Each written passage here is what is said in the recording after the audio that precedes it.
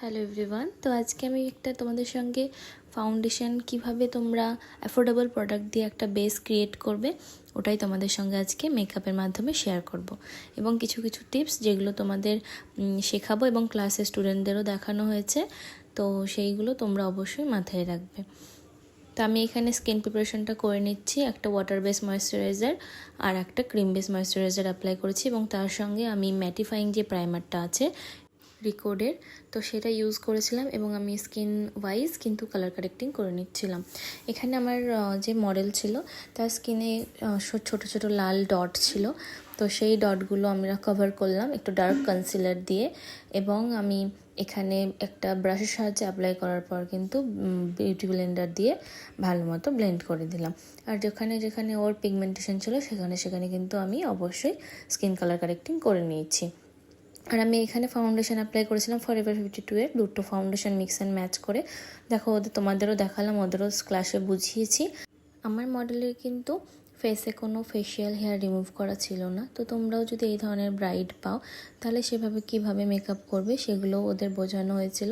আমার মডেলের আইব্রো করা ছিল না, ও কখনো করেনি, তো সেই সমস্ত কাজ কিভাবে করবে তোমাদের সেইগুলো আজকে শেয়ার করলাম। তো ফার্স্টে যখন আইব্রো থাকবে, এক্সট্রা আইব্রো থাকে যারা করে না তখন তাদের গ্রোথটা একটু অল্প হয়, তো তখন তোমরা সেটা কনসিলার দিয়ে কভার করলে কিন্তু কভার হয়ে যায়। আর যদি কেউ করেনি তখন সেটাই করবে। আর এখানে আমি ক্রিম ব্লাশ ইউজ করেছিলাম ফাউন্ডেশনের পর। হাইলাইট হিসাবে ইউজ করেছিলাম এখানে শপারেলের হাইলাইটার, তো তোমরা এভাবে ইউজ করে কিন্তু কাজ করবে। আর এখানে দেখো আমি পয়েন্ট করে দিচ্ছি কিভাবে কোথায় কোথায় হাইলাইট করতে হয় ফেসে। চোখের নিচে, নাকের ওপরে, কপালে, থুতমায় সব জায়গায় কিন্তু ভালো মতো কিন্তু কনসিলারটা অ্যাপ্লাই করে নিয়েছি। আর দেখো তোমরা বুঝতে পারবে যে এই হাই পয়েন্টগুলো অবশ্যই কিন্তু জরুরি আমাদের ফেসটাকে একটা আপলিফট করার জন্য বা একটা আলাদা গ্লো, একটা সাইন এবং হাইলাইটেড দেখানোর জন্য। কারণ আমরা যখন ফাউন্ডেশন অ্যাপ্লাই করি আমাদের ফেসটা কিন্তু পুরোটাই একদম ফ্ল্যাট হয়ে যায়, তো আমরা সেই জন্যই কিন্তু আমরা দেখবেন সবাই তোমরা নিজেদের ন্যাচারাল ফেস যখন কোনো মেকআপ ছাড়া জাস্ট ময়েশ্চারাইজার লাগিয়ে থাকবে তখন দেখতে পাবে আমাদের কিছু কিছু পয়েন্টগুলো যেগুলো খুব চকচক করে এবং কিছু কিছু পয়েন্ট আছে যেগুলো একটু ডার্ক লাগে। তো যে দেখবে গালের দুপাশে হাড়ে সাইডে কিন্তু অবশ্যই ডার্ক থাকে, তো সেখানে আমরা কন্ট্রোলিং করে নেব। তো আমরা ফেসকে একটা স্ট্রাকচার দেওয়ার জন্য এবং ফ্ল্যাট থেকে সেটাকে যেন আরও অ্যাট্রাকটিভ লাগে সেই জন্য কিন্তু কন্ট্রোলিং এবং ক্রিম হাইলাইটার অবশ্যই কিন্তু করতে হয়, তাহলে ফেসটা কিন্তু লিফট হয়। তারপরে আমি এখানে পাউডার দিয়ে পুরো বেসটাকে লক করে দিচ্ছি। আর চোখের নিচে বিউটি ব্লেন্ডার দিয়ে বেসটা শেড করার পরে কিন্তু পাউডার অ্যাপ্লাই করব, তাহলে ক্রিজটা পড়বে না। আমি এখানে ব্রঞ্জিং ইউজ করে নিচ্ছি, কন্ট্রোর পাউডার কন্ট্রোরও বলতে পারো তোমরা।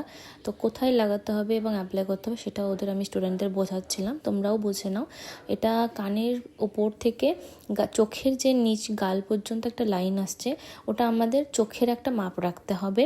ওখানে তো আমরা কোনো দাগ দিতে পারবো না, তো চোখের মাপ রাখতে হবে এবং জিনিসটা আমরা প্রথমে অল্প করে লাগাবো এবং সেটাকে ব্লেন্ড করতে করতে চোখের মানে আউটার কর্নারের যে আমরা নিচে দাগটা পাচ্ছি গালে তার বাইরে একদমই যাবে না, তার ভেতরেই থাকতে হবে এবং ওপরের দিকটা করে আমাদের কন্ট্রোরটা কিন্তু ব্লেন্ড করতে হবে।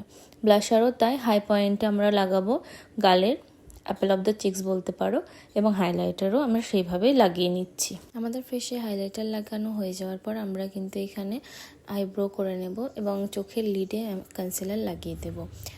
পুরো আই লুকটা তো তোমাদের সঙ্গে শেয়ার করিনি, আর তোমরা দেখে নাও আইব্রোটা কীভাবে ড্র করব। আর আই লুক শিখতে হলে তোমরা লিখে কমেন্ট করবে আই লুক, তাহলে তোমাদের সঙ্গে আমি আই লুক শেয়ার করে দেব।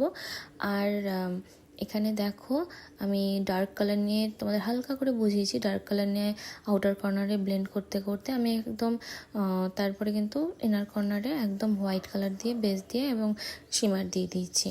তো এইভাবে তোমরা কাজগুলো করবে অবশ্যই, আমি ভালো করে বুঝিয়ে দেবো। এবং জেল লাইনার যেটা লাগিয়েছিলাম সেটা কিন্তু আমি স্মাজ করেই লাগিয়েছিলাম ওর ফেসে, ওটাই ভালো যাচ্ছিলো। নিচটাতে কাজল অ্যাপ্লাই করেছিলাম।